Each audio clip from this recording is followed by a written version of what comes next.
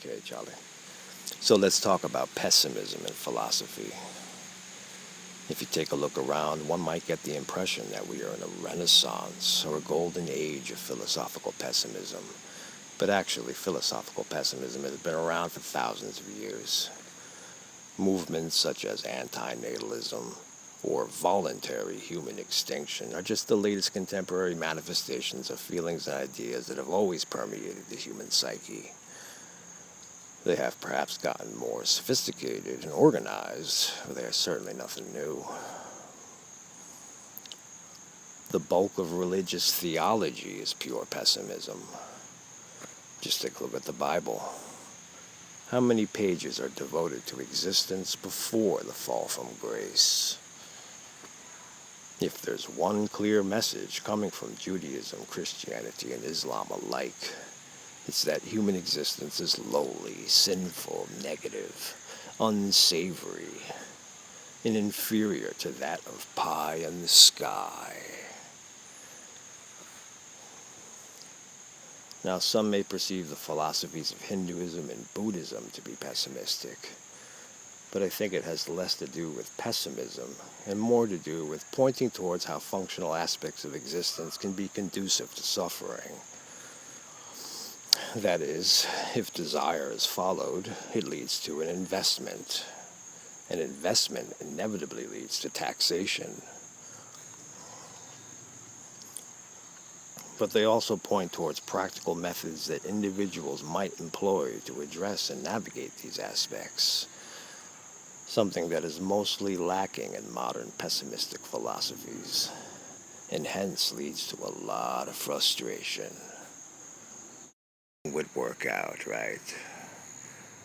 So then the issue becomes, who gets to decide these things, and how exactly do they intend to enforce it? Obviously, it would entail surrendering all freedom. Is that the answer? Do we just place our lives in the hands of some authoritative dictator in the hopes that he knows what's best for us? Why should we trust this dictator? Does he have absolute truth? Are his judgments sound? How is that determined? Do we just have to have blind faith and assume as a given that he is of superior intellect? As you can see, there are obvious problems concerning outlandish solutions that entail the masses all agreeing and acting in tandem. One issue that must be realized is that there are no absolute truths associated with values that are assigned to life by relative subjective perspectives. Unless we are in complete denial of duality, then we recognize the positive and negative aspects of physical existence. To understand non-duality, we must recognize that the balance is a whole. There cannot be positive without negative, and there cannot be negative without positive. One didn't come first before the other, and one is not stronger than the other. If one believes this to be the case, then they're going to wind up polarized in one extreme or the other. Cynics leans towards the negative, optimists leans towards the positive. Neither one of them are more correct than the other. In fact, they are both equally incorrect. All they are doing is playing favoritism games. If one recognizes the whole for what it is, then it's plain to see that getting caught up in either pole is not the place to be. But of course, non-duality is an unwelcome foreign concept to a positive or negative extremist. Letting go of these attachments would mean a loss of their identities. Yes, their precious and coveted identities. Another attachment that they can't let go of. Now, some of you may be wondering, Sage, why are you even addressing pessimistic philosophies? These aren't issues that should be concerning you. I address pessimistic philosophies because they are loosely associated with another philosophy I admire, which I guess you could call the philosophy of nothingness.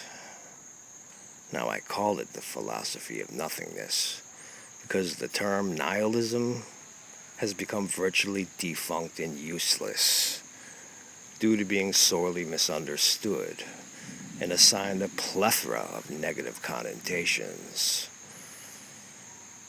In fact, the term nihilism was never apt to begin with, but was coined by meaning and value junkies as a way to demonize and malign those that recognize that meanings and values are not inherent objective aspects.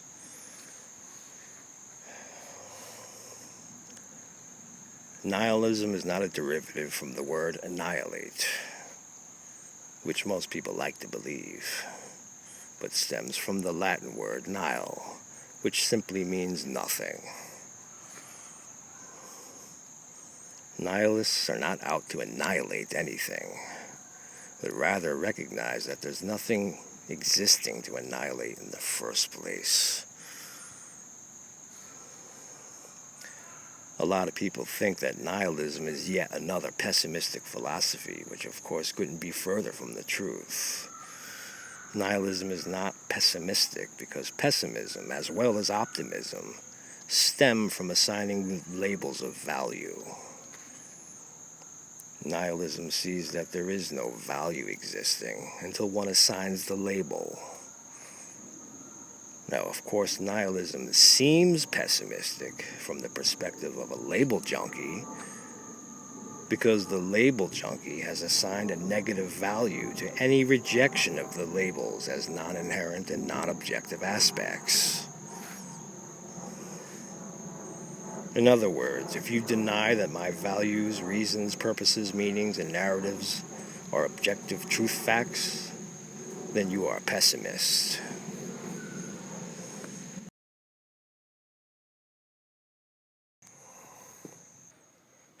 Now, one knock on nihilism is that since nihilists recognize that there are no objective meanings, values, purposes, reasons, or narratives, that this gives them personal license to act any way they choose.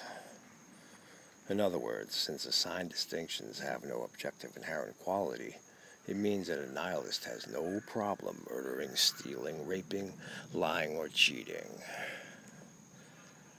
But again, this is another mischaracterization used to malign nihilism. If you are a true nihilist, it means you already have taken considerable steps in the ways of detachment. Within the art of detachment, there is no moral code, but rather a simple rule of thumb: not to engage in any word or deed that would either enable attachment or hinder detachment, both in the self and in others. Not because it's good, bad, right, wrong, evil, good, moral, or immoral, but because it is contrary to the path of nothingness. Nihilists refrain from assigning distinctions because it enables attachment.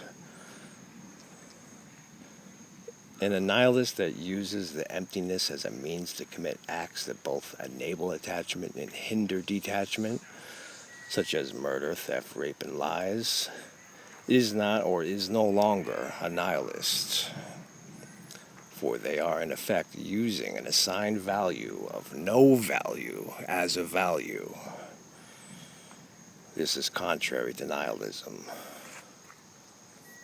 Or at best it represents a warped, twisted perversion of nihilism to fulfill some ulterior motive. And at this point there are people and groups out there that employ these methods and misuse nihilism for these purposes. Hence my suggestion of throwing this overburdened term nihilism into the garbage and replacing it with the philosophy of nothingness. The philosophy of nothingness is not a nothingism, and it doesn't entail becoming a nothingist. Ists and isms signify attachment to concepts, and the philosophy of nothingness entails letting go of all concepts and all attachments. The philosophy of nothing is not good, it is not bad, it is not right, it is not wrong, it's not correct, and it's not incorrect. For there is no good, bad, right, wrong, correct, incorrect in the nothingness. It is not a position to take, for there is no position. It is not a value to uphold, for there is no value. It is not a reason to have, for there is no reason. It is not a meaning to place, for there is no meaning. It is not a purpose to find, for there is no purpose. And it is not a narrative to follow, for there is no narrative. And if philosophical pessimists want to have a knee-jerk reaction and dismiss what I am pointing towards, go right ahead. But the only thing you are doing, perhaps unbeknowingly, is disqualifying your entire philosophy. Because what is it that you think you are ultimately advocating for? The end of suffering, yes.